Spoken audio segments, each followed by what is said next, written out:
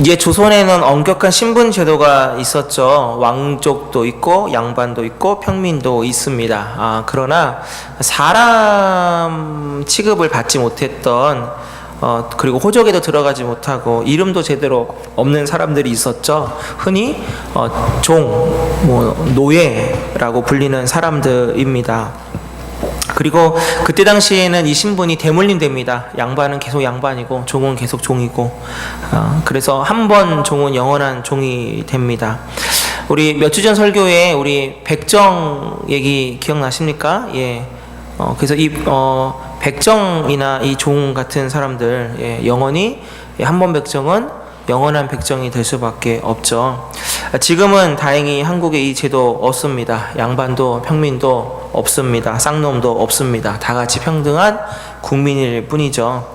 그런데 근현대사에도 이게 또 존재했습니다. 200년 전 미국, 그러니까 건국하고 난 다음에 뭐가 있었냐면 흑인 노예 제도가 있었죠.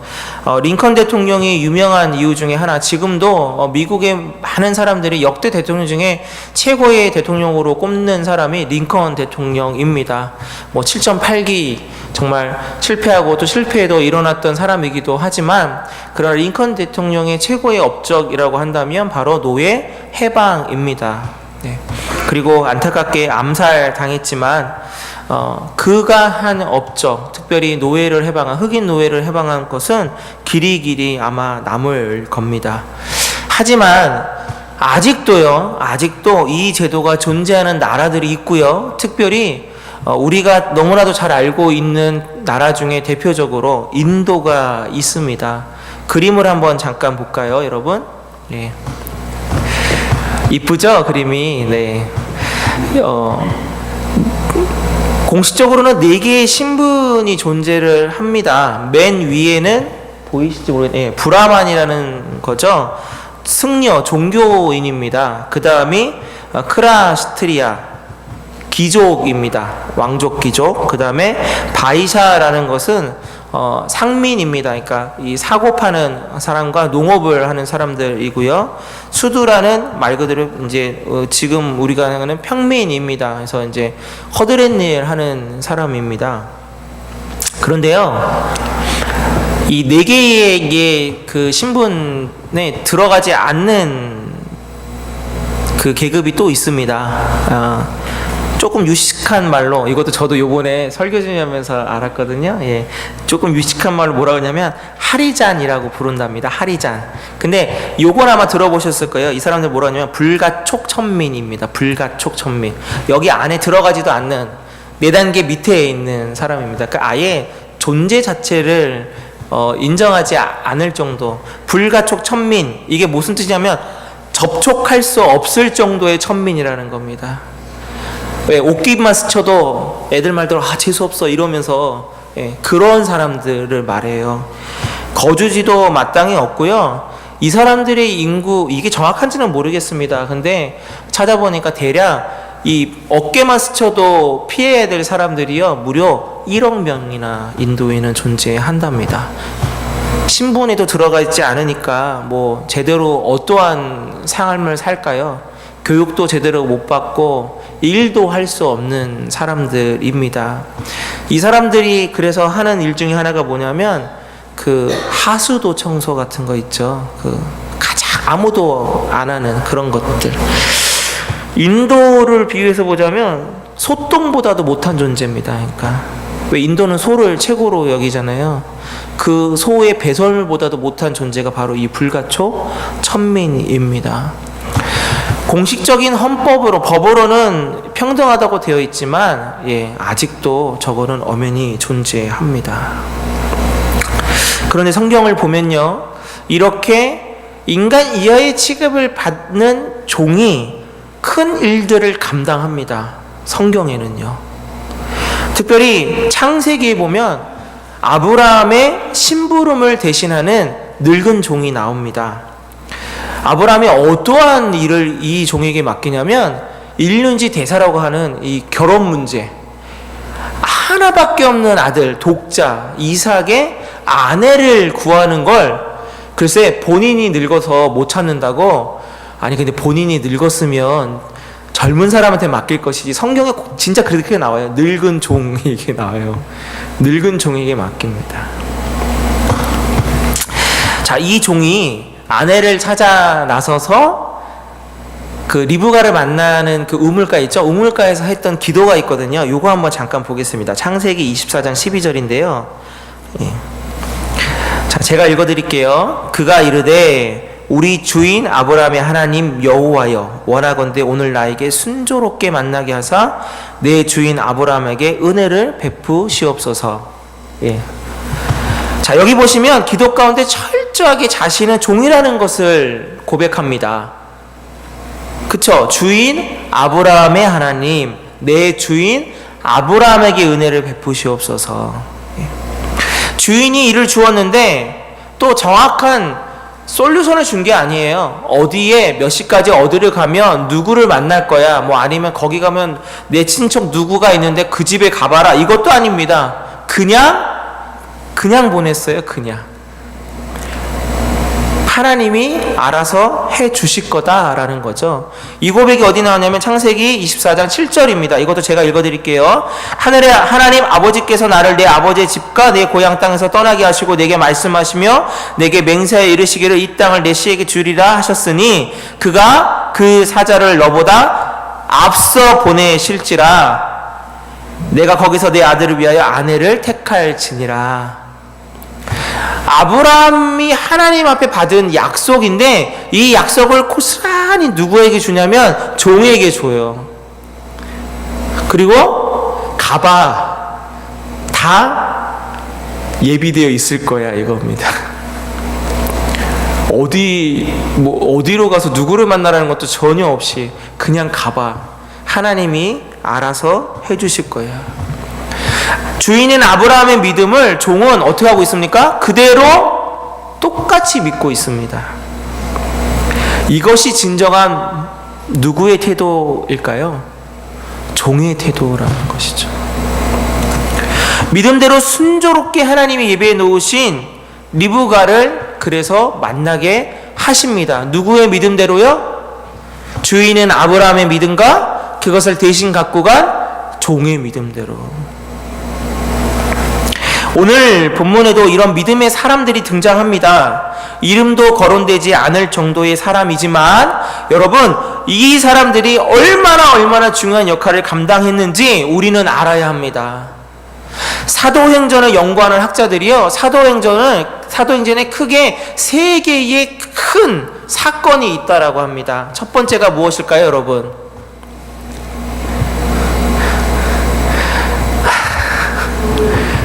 뭘까요?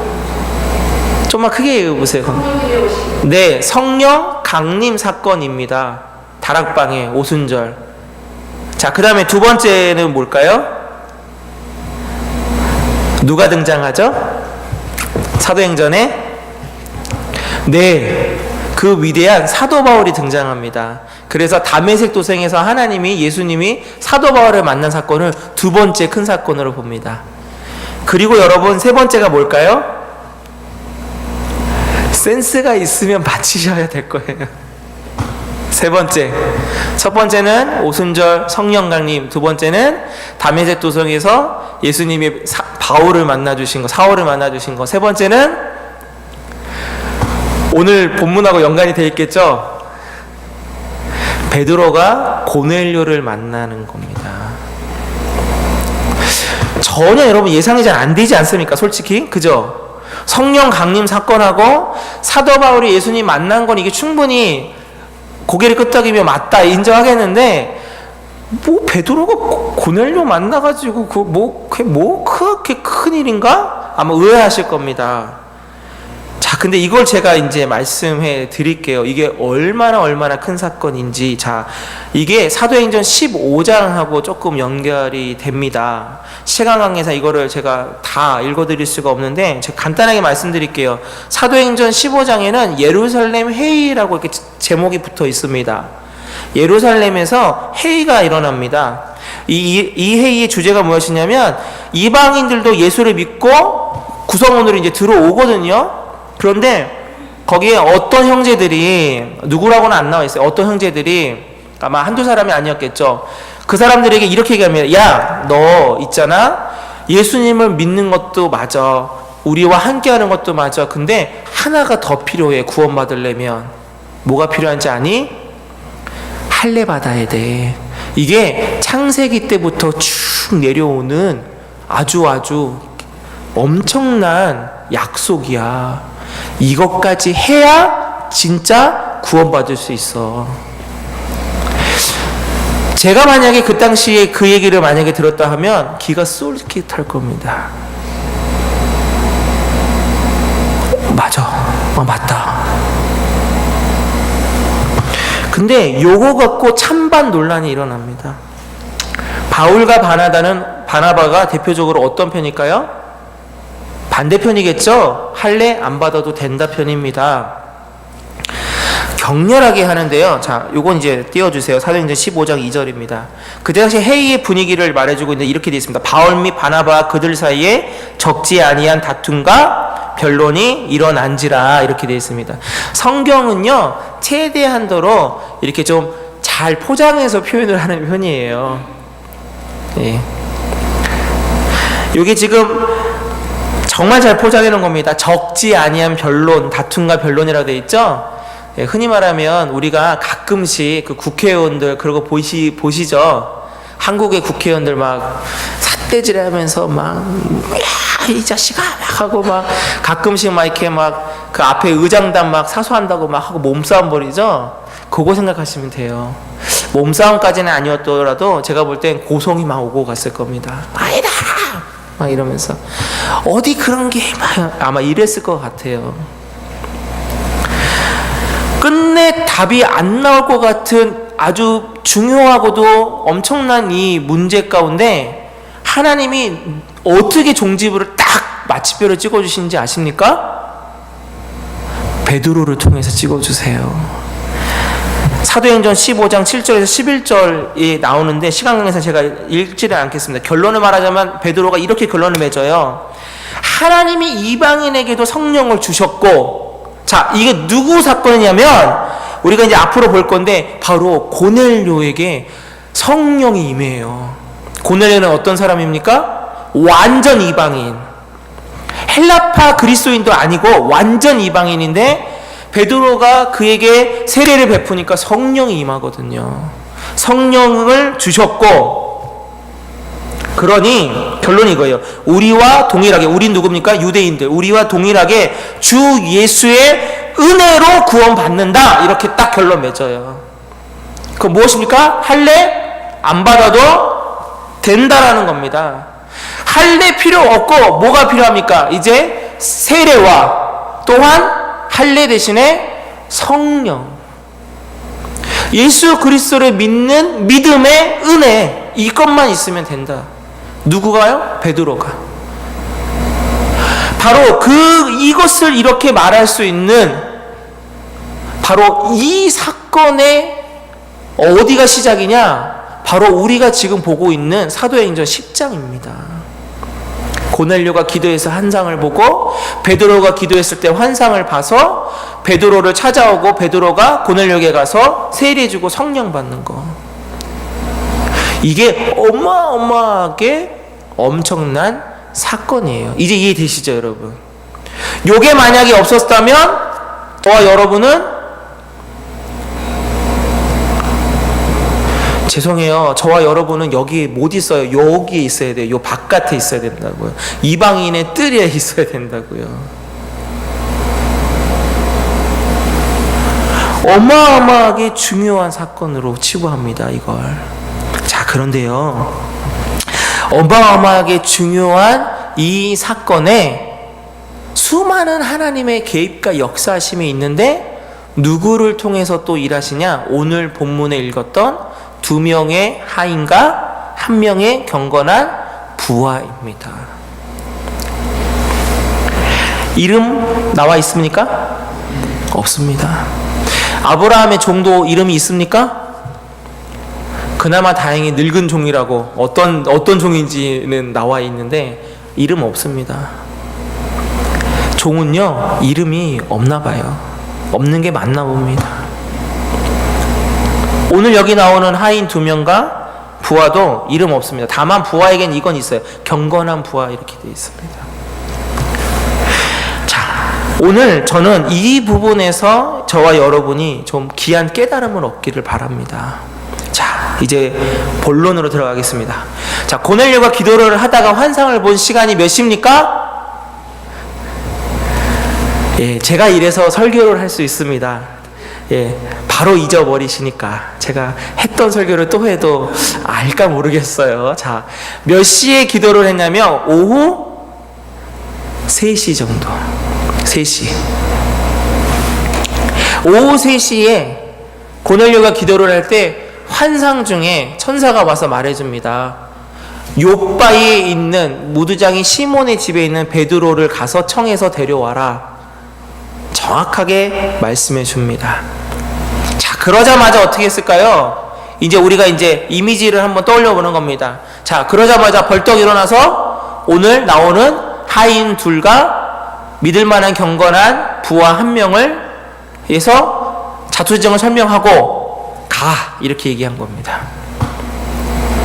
자, 이게 오후 3시니까 출발은 몇 시쯤 했을까요? 한 4시나 5시나 뭐 아니면 뭐 우선 어차피 가는 길에 한 끼는 먹어야 되니까 저녁 먹고 출발할 수도 있겠지만, 예, 한 5시 정도로 볼까요, 여러분? 예. 자, 그런데 이 사람들이 언제 도착하냐면요, 요바에 그 다음날 12시경에 도착합니다. 왜? 그 다음날 12시에 베드로가 기도할 때, 무두장이 시몬의 집 옥상에서 기도할 때 그 한상이 내려오면서 그게 딱 끝나고 내려오니까 그 사람들이 딱 하고 찾아오거든요. 그러면 만 하루가 지나지 않았다라는 것입니다. 만 하루가 지나지 않았다. 자, 그러면 가이사에서 요바까지 거리가 약 몇 킬로미터라고요? 50km 정도. 보통 사람의 걸음으로 12시간 정도 걸린다고 나와 있는데 제가 볼 때 이거 아니에요. 12시간 아닙니다. 12시간 훨씬 더 걸려요. 왜냐면 이거 제가 겪어봐서 압니다. 제가 보기에는 되게 약골이고 좀 이렇게 보이는데 군대는 특공대를 갔다 왔거든요. 착출되는 바람에 울면서 갔는데 특공대는 행군을 100km를 해요. 일반 보병이 60km, 뭐 40km 할 때 저희는 100km를 하거든요. 100km를 얼마 만에 들어와야 되냐면 24시간, 딱 24시간 만에 들어와요. 네. 그래서 50분 걷고 10분 쉬고 중간에 3끼를 먹거든요. 그러면 밥 먹는 시간은 10분 휴식에 플러스 20분 해가지고 30분 줘요. 그 나머지는 계속 걷습니다. 평지도 걷고 언덕도 걷고 산길도 걷고 막 하긴 하거든요. 그래서 정확하게 24시간 만에 정확하게 100km를 딱 끊게 이렇게 계획을 짜고 딱 들어옵니다. 근데 사람인지라 군기로 그걸 하긴 하는데 시작할 때 발걸음보다 끝날 때 발걸음은 훨씬 무겁고 느려지기 마련이에요. 그래서 이 작전 장교가 이걸 솔루션을 짤 때 앞부분은 거리를 좀 더 빨리 빼고요. 뒷부분으로 가면 갈수록 그 50분에 걷는 거리를 조금씩 줄입니다. 왜? 지치니까요. 정확하게 계산했을 때 우리의 걸음으로 우리가 좀 걷는다 하면 12시간을 50km를 12시간이면 걷는다고 하지만 제가 볼 때 훨씬 더 걸렸을 겁니다. 자, 근데 여러분 중요한 거 볼까요? 이때가 언제예요? 지금처럼 전기가 있고 뭐 교통수단이 발달하고 이랬을까요? 제가 이 의문점도 가졌어요. 이 본문을 보면서 혹시 급하다고 생각해서 말을 주지 않았을까? 그 생각을 한번 해봤어요. 말을 주지 않았을까? 그러면은 충분히 이 시간 만에 도달하고도 남을 것 같은 거죠. 근데 이게 안 맞아요. 이게. 왜 그러냐면, 말은 요 지역에서는 잘 쓰여지지 않아요. 말은. 그리고 말을 한다고 할지라도 지금 해가 진 상태로 가야 되거든요. 동물은 해지면 못 움직입니다. 기본적으로. 그리고 이 사람들이 누구냐면 한 명은 부하 군인이긴 한데 두 명은 뭐라고요? 하인 종이잖아요. 글쎄요, 어떤 정상적인 상태에서 종에게 말을 타고 가라고 줄까? 예, 그건 아닌 것 같다는 거죠. 그러면 걸었을 거예요. 50km를 야간 걸음했다라는 겁니다. 그렇게 해야지만 그 다음날 난 12시쯤에 베드로를 만나는 것이 맞게 됩니다, 여러분. 이 사실로 우리가 알 수 있는 것은 무엇입니까? 고넬료가 그렇게 말하고 나서 이 사람들은, 이 하인과 이 부하는 지체하지 않았습니다. 주인님, 곧 해가 지는데요. 준비도 쪼까 해야 되겠고 내일 이른 아침 해 뜨자마자 출발하겠습니다. 아니요, 바로 그냥 갑니다. 밤이라는 그 악조건과 어떠한 위험이 도사리고 있는지도 모르는 그거를 그냥 갑니다. 이것이 바로 종의 모습입니다.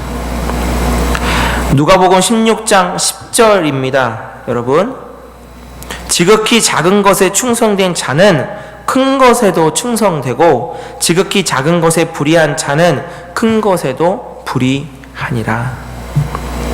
성경에서 하나님이 쓰시는 종들을 보면 하나같이 작은 일에 충성하고 믿음으로 나아가는 모습을 통해서 하나님은 그 뒤에 더 큰 일, 역사를 이루어내시는 것을 보게 됩니다.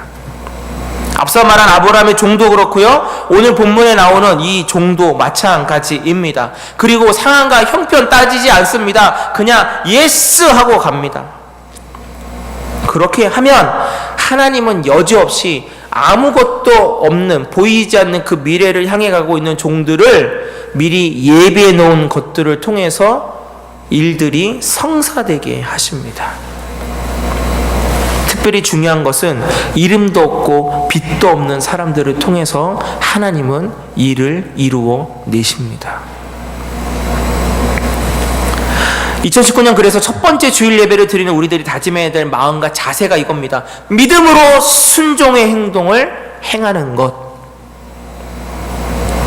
이게 바로 하나님의 종된 우리들의 모습이어야 됩니다. 말씀을 마치면서 언더우드 선교사의 편지를 좀 오늘 같이 한번 나누려고 합니다. 좀 길지만 그래도 제가 읽어드립니다. 여러분은 눈으로 화면을 봐주십시오. 주여, 지금은 아무것도 보이지 않습니다. 주님, 메마르고 가난한 땅, 나무 한 그루 시원하게 자라고 오르지 못하고 있는 땅에 저희들을 옮겨와 심으셨습니다. 그 넓고 넓은 태평양을 어떻게 건너왔는지 그 사실이 기적입니다. 주께서 붙잡아 뚝 떨어뜨려 놓으신 듯한 이곳, 지금은 아무것도 보이지 않습니다. 보이는 것은 고집스럽게 얼룩진 어둠뿐입니다. 어둠과 가난과 인습에 묵혀있는 조선 사람뿐입니다. 그들은 왜 묶여있는지도 고통이라는 것도 모르고 있습니다. 고통을 고통인 줄 모르는 자에게 고통을 벗겨주겠다고 하면 의심부터 하고 화부터 냅니다. 조선 남자들의 속셈이 보이지 않습니다. 이 나라 조정의 내심도 보이지 않습니다. 가마를 타고 다니는 여자들을 영영 볼 기회가 없으면 어쩌나 합니다. 조선의 마음이 보이지 않습니다. 그리고 저희가 해야 할 일이 보이지 않습니다. 그러나 주님, 순종하겠습니다. 겸손하게 순종할 때 주께서 일을 시작하시고 그 하시는 일을 우리들의 영적인 눈이 볼 수 있는 날이 있을 줄 믿나이다. 믿음은 바라는 것들의 실상이요 보지 못하는 것들의 증거니 라고 하신 말씀을 따라 조선의 믿음의 앞날을 볼 수 있게 될 것을 믿습니다. 지금은 우리가 황무지 위에 맨손으로 서 있는 것 같사오나, 지금은 우리가 서양 귀신 양기자라고 손가락질 받고 있사오나, 저들이 우리 영혼과 하나인 것을 깨닫고 하늘나라의 한 백성 한 자녀임을 알고 눈물로 기뻐할 날이 있음을 믿나이다. 지금은 예배드릴 예배당이 없고 학교도 없고 그저 경계 의심과 멸시와 천대함이 가득한 곳이지만 이곳이 머지않아 은총의 땅이 되리라는 것을 믿습니다. 주여 오직 제 믿음을 붙잡아 주소서. 아멘. 밑줄 쳐진 부분을 여러분들 좀 유념해서 봐주십시오. 보이지 않습니다. 보이지 않습니다. 그러나 순종하겠습니다.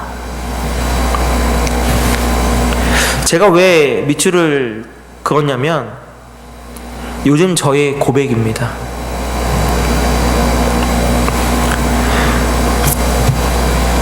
목사가 이런 얘기하면 어떻게 생각하실지 모르겠는데요. 기도하지만 뚜렷한 답을 주시지 않아서 답답한 시간을 보내고 있습니다. 그래서 언더우드 선교사의 이 기도가 요즘 제 기도 같습니다. 그런데 언더우드 선교사의 이 기도문이 또 오늘 설교를 준비하면서 하나님은 저에게 응답을, 그러니까 다른 방법의 응답을 주셨습니다.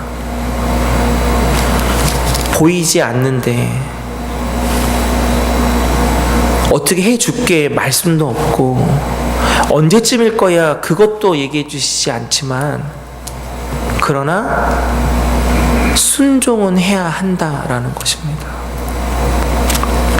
하나님은 저에게 예전처럼 제 마음에 감동을 주시거나 제 귀에 음성으로 들려주시지 않으셨는데, 그런데 요즘 해야 하고 감당해야 할 일들은 더 늘어나고 있습니다. 솔직히 감당할 자신도 없고요. 제가 갖고 있는 것도 없고 거기다가 하나님의 응답도 없는데 우리 교회를 통해서 감당해야 될 일들은 희한하게 계속 주십니다. 하나님이 물질을 채워주셔요. 더 많이 일하라고. 해야 될 구제와 선교의 것들이 더 많아지게 하십니다. 교회의 됨을 더욱더 잘 하라고. 저에게는 말씀하시지 않으세요.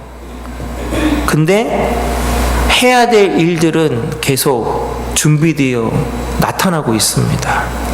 아, 이게 하나님의 또 다른 응답이구나.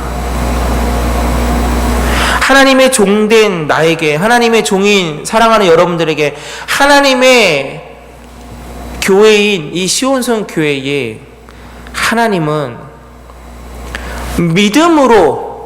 믿음으로 나아가기를 우리에게 요청하고 계시구나. 이게 하나님이 우리에게 주시는 응답입니다. 우리 모두는 하나님의 종의 자세로 살아야 합니다. 그러니 오늘 말씀을 2019년도 첫 번째 저와 여러분에게 주시는 말씀으로 붙잡고 받으시기를 축원합니다. 고린도전서 4장 2절 말씀 우리 한 목소리로 같이 고백하고 말씀을 마치겠습니다. 같이 고백합니다. 시작. 맡은 자들에게 구할 것은 충성이니라. 아멘.